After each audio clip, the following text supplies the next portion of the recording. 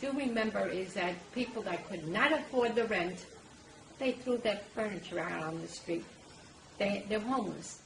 When I used to go with my father into the city, there were long lines of men just waiting to try to get some kind of food.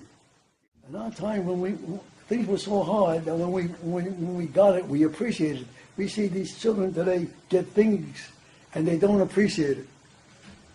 There have been so many references and comparisons lately to the Great Depression that last week I went to a home for the elderly run by Self-Help in Queens to speak to some people who lived through that period.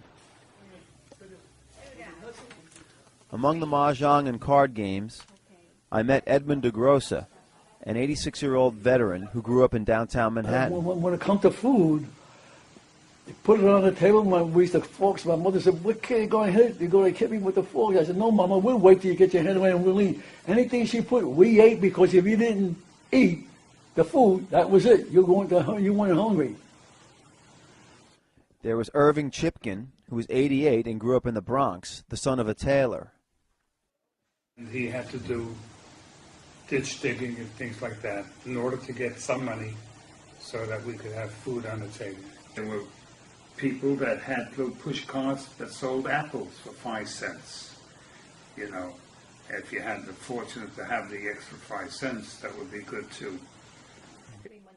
Vera Fogelman is 84, and she also grew up in the Bronx. Her father was originally a banker.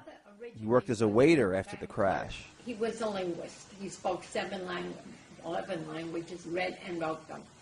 And he found out that when the banks failed, he became a waiter.